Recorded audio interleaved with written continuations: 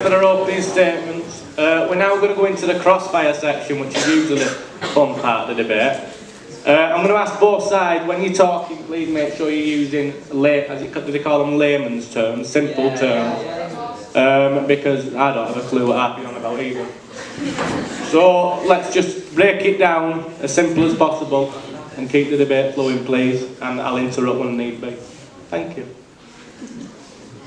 Do you like to start crossfire? Okay. Is this working? Yeah. Right.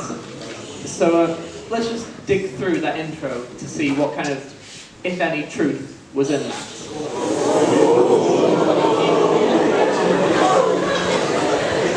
Now, firstly, is the claim that the EU is no longer an economic union. This idea that we have that somehow all the economic aspects of it or any benefits have disappeared over the last 30 years. Really, the EU is one of the largest trading blocs in the world. The GDP of the EU is 27% of the global economy. That means the amount of gross produce, so the amount the EU produces, is about 27% of all the global money. If you look at it in the actual money brought in by the EU, those superpowers that I believe I mentioned, China, America, Canada, all largest trading partners with the EU. Moving out of the EU will not strengthen our ties with any of these so-called sort of better nations, because China's been reluctant to trade with anyone but the EU, and well, as America's already stated, it's more interested in looking at the EU than simply trading with Britain alone. Britain has so many economic opportunities within the EU, and to pretend that we have actually Iceland have a population of 250,000, negotiate a free trade deal with China. So it's a dangerous line to say that we have to be part of a political and economic union to get free trade outside of the EU. Now, over 90% of growth, GDP growth, is existing outside of the EU. Why would we want to be tied to a dying block of countries when Brazil, India, Pakistan, countries that are willing to sign trade deals after the 29th of March and increase our GDP?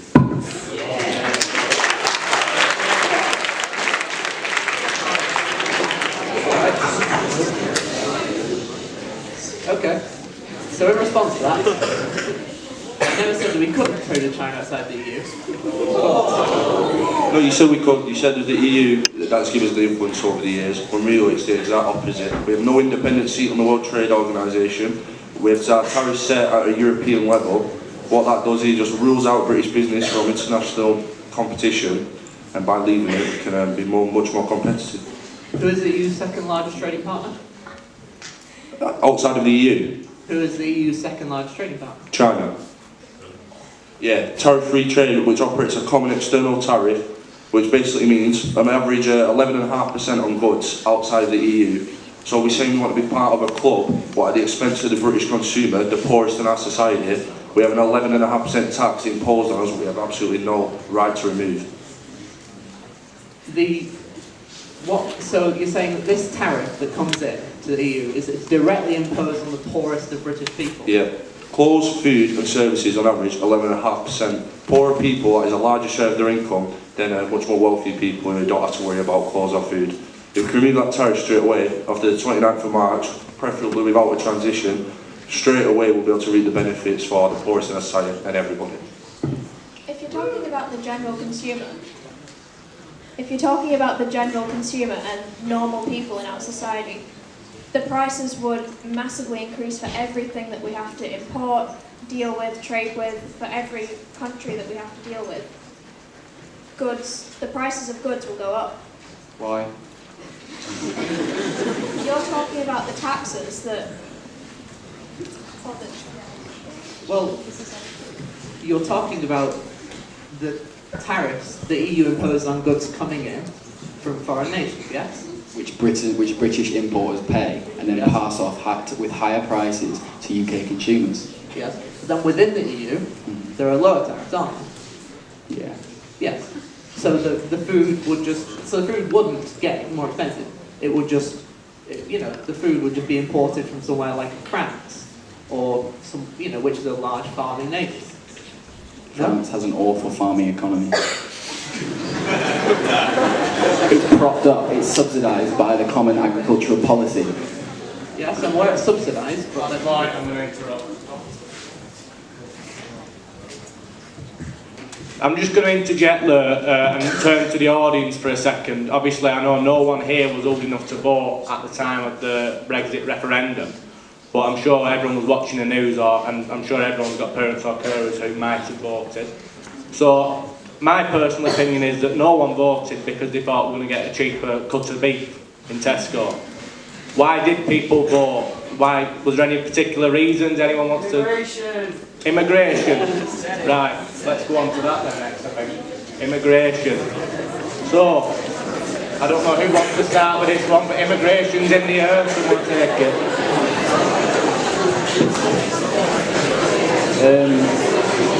Excuse me.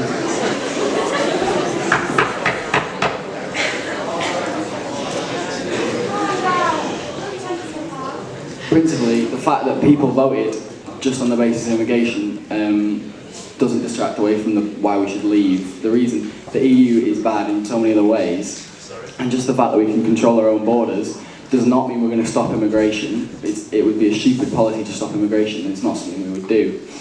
On another level, the EU is completely racist. Almost every EU member state has a far-right nationalist party in government or opposition. Is this something we're going to chain ourselves to and we want to be part of? This is not echoed by Britain. The biggest nationalist party that's ever got near prominence was UKIP, which had 1 seat. EU as an institution is fundamentally racist towards immigrants. Why is it a French or a German unskilled labourer has much more preferential status of an African engineer, an Australian doctor? Do you think that's just, and do you think that's the way we should be operating our independent body?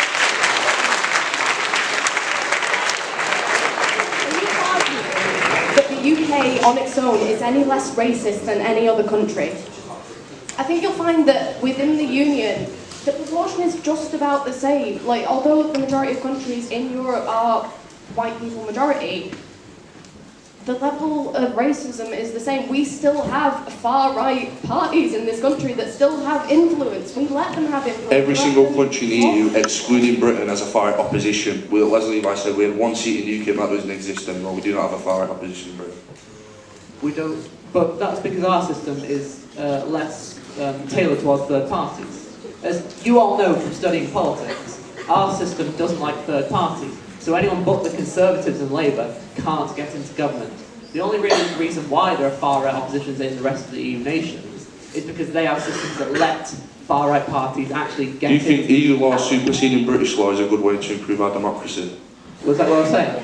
Do you believe, yeah, you're saying that our system is broken. If our system, if our democracy is broken because of first past the post, whatever you want to argue, do you want to be chained to anti-democratic, far-right, authoritarian countries whose EU law supersedes ours? Far-right authoritarian countries. Hungary, Viktor Orban, Italy, far-right coalition, there's a lot of far-right countries in Europe. And we have more seats in the EU Parliament than all of us. The Maltese have a 6 times more influence in us in electing MEPs, which are a ceremonial parliament anyway, so per capita, they have 6 times more influence than us. Is that democratic? Per capita. Exactly. Thanks for that. Well, if we're talking about political parties, I should mention that before the 8 people sat on this side did this debate, I forced them to carry out a questionnaire, right? So I've got all their information in front of me. So the interesting thing is, on the Remain side, you've got a Labour supporter, a Liberal Democrat supporter, a Monster Raving Loony supporter, and a Green Party supporter. Whereas on the Leave side, we've got 3 Conservative supporters and 1 Labour supporter. Okay? It's Connor, by the way. So I'm going to pass the microphone down to Connor now, and I'm going to ask the question: why do you think we've got this divide in either side? Because they all want one thing, you all want one thing, but it's more than that, isn't it, at the end of the day? These are free Tories and you're a Labour supporter. Why do you think there's that divide, Connor? I don't think the EU is a political issue that really spans left or right wing. It's more of a globalism versus almost a nationalism sense of should you be able to look after your own country by yourself, make your own laws, decide what goes in your country through MPs that you elect yourselves, or should foreign, like other people from foreign countries be able to elect people who can have a say over your government? I think personally the British people should be the ones who have a say over what happens in Britain. So that's why we should leave the